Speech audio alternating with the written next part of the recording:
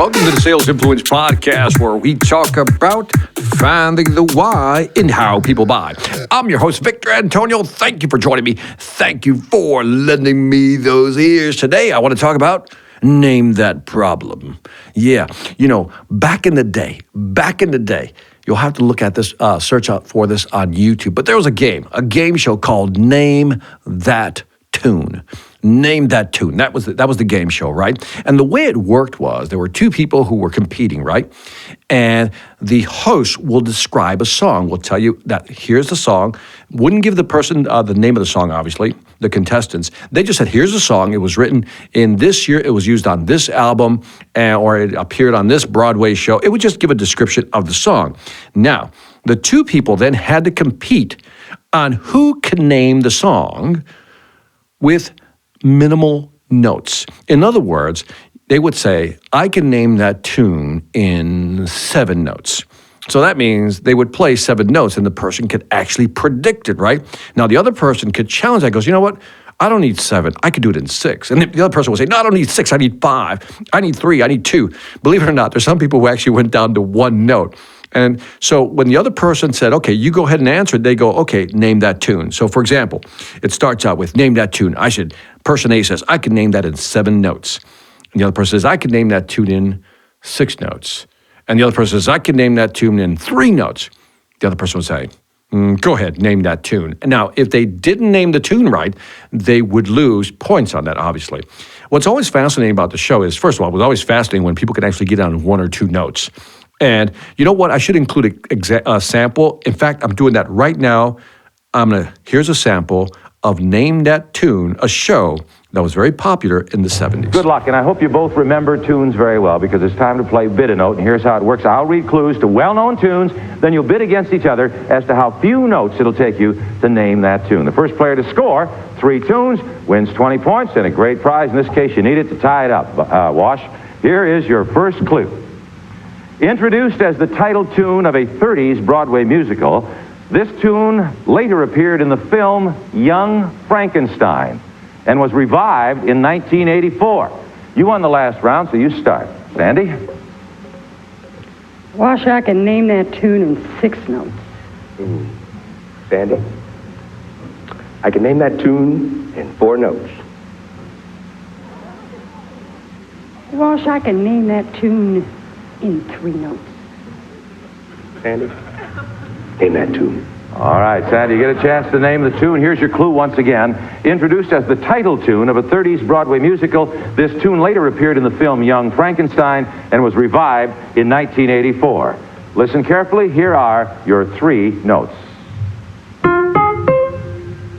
Sandy?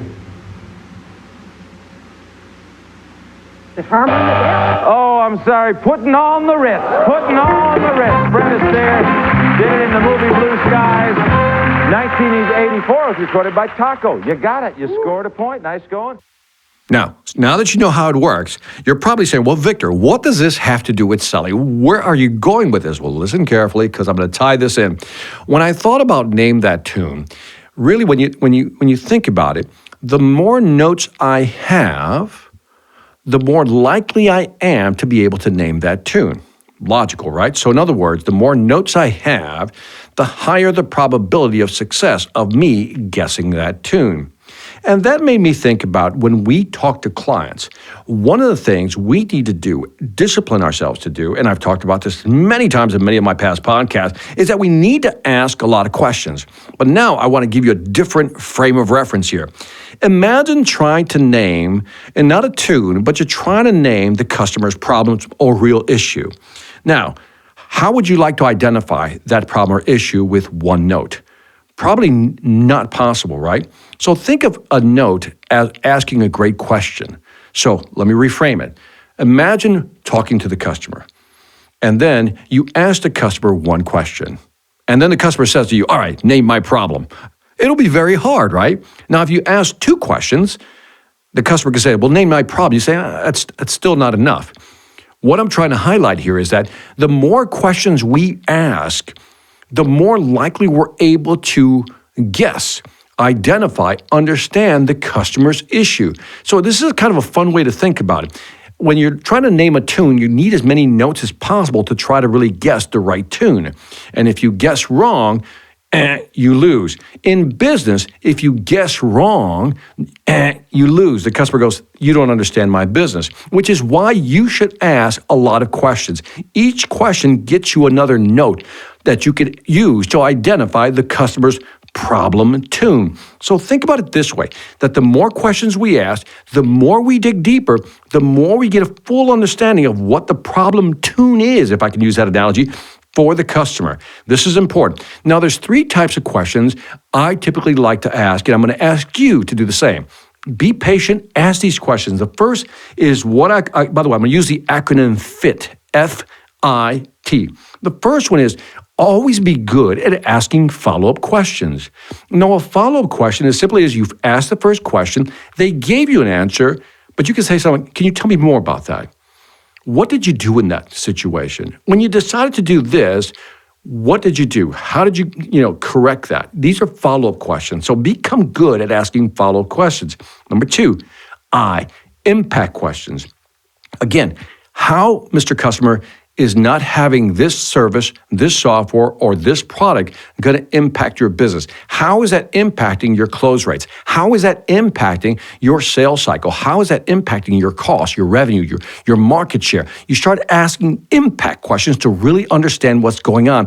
And the last one, it's a very interesting one. Not a lot of people talk about this one. It's a trade-off question. A trade-off question is, Mr. Customer, if you had to choose between this or that, what would that be? And then why? That would be the follow-up questions. But the trade-off is, if you had to trade off between doing this versus doing that, where would you put your emphasis? If you had to spend your budget money on this product or that product, where are you more likely to want to spend it for it to have the maximum impact? So again, always ask a follow-up question.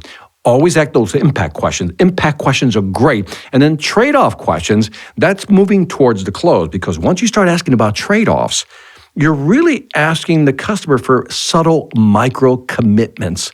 Like if you could choose between these 2 products, Mr. Customer, which one are you more likely to go with? Or which one would your team be more likely to adopt quicker? These are trade-off questions, right? So these are great questions to ask. But my big point here, much like name that tune, you need to name that problem. And the only way to name that problem is to have as many notes as you can at your repertoire. In other words, part of your understanding, so you can actually identify the correct problem. If you only ask one question, that's almost like having only one note for one tune. Very hard to identify the actual song. But if you have multiple notes, you've asked multiple questions, and the more you gather, the more you're able to identify that problem tune. And that is it for the Sales Influence Podcast. I know this was different. Would love to hear your feedback on this one. Let me know what you think. iTunes, Stitcher, YouTube, Spotify, Pandora. Leave me some feedback. Always love to hear from you. And after you do that, again, check out the Sales Velocity Academy. We're super excited because we've got some great new courses that we're putting up there. And if you're not a member, why not? Also, check out our master classes happening once a month. If you really want to sell more faster, go to salesvelocityacademy.com. And on that note, this is Victor. Hi, I'm Victor Antonio. I'm an author, sales trainer, and keynote speaker. I'm often asked, what makes a great speaker? Is it someone who delivers real content that the audience can use? Is it someone who engages the audience so they're part of the learning experience? Or is it someone who can motivate an audience to push them beyond their comfort zone and discover new abilities? The answer is yes. But the most important thing to remember is that I'm not there to look good. I'm there to make my client look good. Simply put, it's never about me, and it's always about them.